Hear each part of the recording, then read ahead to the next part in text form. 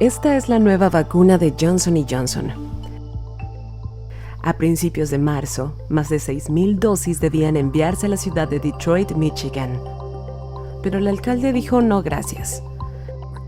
Moderna y Pfizer son los mejores, y voy a hacer todo lo que pueda para asegurarme que los residentes de Detroit reciban lo mejor. Se refería a estos números, las tasas de eficacia de las vacunas.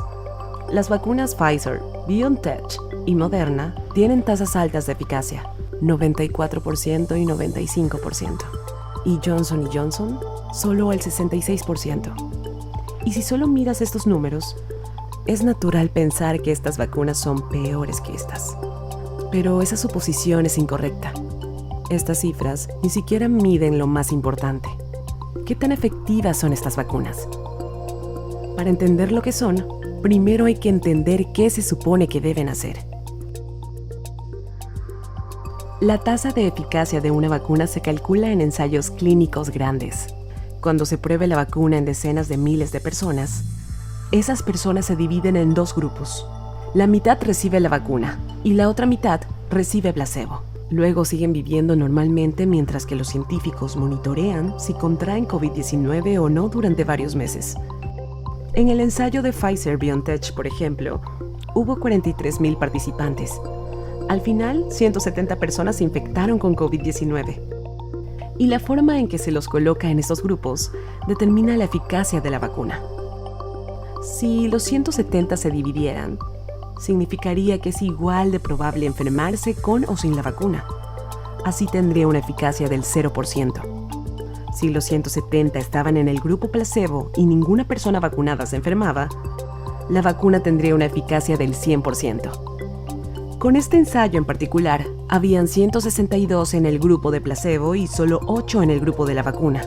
Significa que era un 95% menos probable para los vacunados contraer COVID-19.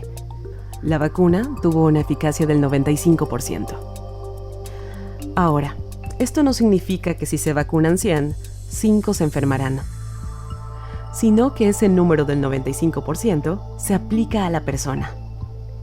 Cada persona vacunada es 95% menos probable de enfermarse que alguien sin vacuna, cada vez que se expone al COVID-19. Y la tasa de eficiencia de cada vacuna se calcula de la misma manera. Pero los ensayos podrían realizarse en circunstancias muy diferentes. Una de las consideraciones más importantes aquí, cuando observamos estos números, es el momento en el que se realizaron estos ensayos clínicos. Este es el número de casos diarios de COVID-19 en Estados Unidos desde que empezó la pandemia. El ensayo Moderna se realizó completamente en Estados Unidos durante el verano. El ensayo de Pfizer fue principalmente en Estados Unidos y al mismo tiempo. Johnson & Johnson, sin embargo, hizo su ensayo en Estados Unidos cuando había más oportunidades para los participantes a exponerse a infecciones. Y la mayor parte se llevó a cabo en otros países, principalmente en Sudáfrica y Brasil. En estos otros países, las tasas de casos no solo eran altas, sino que el virus en sí era diferente. Los ensayos se realizaron mientras que los variantes de COVID-19 emergieron y fueron dominantes en esos países. Variantes con más probabilidad de que los participantes se enfermen. En Sudáfrica, la mayoría de los casos del ensayo de Johnson & Johnson fueron de esa variante, no de la cepa original que estaba en Estados Unidos durante el verano. Y a pesar de eso, redujo las infecciones significativamente. Si se trata de hacer comparaciones directas entre vacunas, se necesita estudiarlas en el mismo ensayo, con los mismos criterios de inclusión, en las mismas partes del mundo al mismo tiempo. Si consideramos las vacunas Pfizer y Moderna, y se rehace su ensayo clínico al mismo tiempo que vimos el de Johnson & Johnson, sus números de eficacia podrían ser muy diferentes. Estos números de eficacia realmente dicen lo que sucedió en el ensayo de cada vacuna. No exactamente lo que sucederá en el mundo real, pero muchos expertos argumentan que ni siquiera es el mejor número para juzgar una vacuna de todos modos, porque impedir la infección no es siempre el objetivo de la vacuna. El objetivo de un programa de vacunación COVID-19 no es necesariamente llegar a COVID-0, sino dominar este virus, desafiarlo, eliminarlo por su capacidad de causar enfermedad grave, hospitalización y muerte. Es útil observar los diferentes resultados de exposición a COVID-19 como esta. El mejor escenario es: no se enferma en absoluto. El peor caso es la muerte. En el medio está la hospitalización, síntomas graves a moderados o no tener ningún síntoma.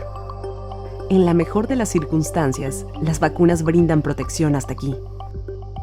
Pero en realidad, no es el objetivo de las vacunas contra el COVID-19. El propósito real es darle al cuerpo suficiente protección para cubrir estas posibilidades, de modo que si contraes la infección, se sienta más como un resfrío que algo por lo que deba ser hospitalizado. Y eso es lo que todas las vacunas contra COVID-19 hacen bien.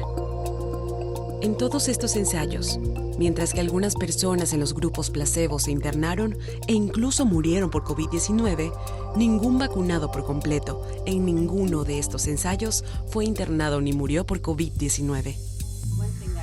Una cosa que desearía que ese alcalde hubiera entendido es que las 3 vacunas tienen esencialmente ese 100% de efectividad en proteger de la muerte. El alcalde de Detroit se retractó y dijo que comenzaría a utilizar la dosis de Johnson & Johnson, porque sigue siendo altamente eficaz contra lo que más nos importa. La eficacia importa, pero no es lo que más importa. La pregunta no es qué vacuna te protegerá de la infección por COVID, sino cuál nos mantendrá vivos o fuera del hospital. ¿Cuál ayudará a poner fin a la pandemia? Y eso es cualquiera de ellas. La mejor vacuna para usted es lo que se le ofrece ahora. Con cada vacuna aplicada, nos acercamos al fin de esta pandemia.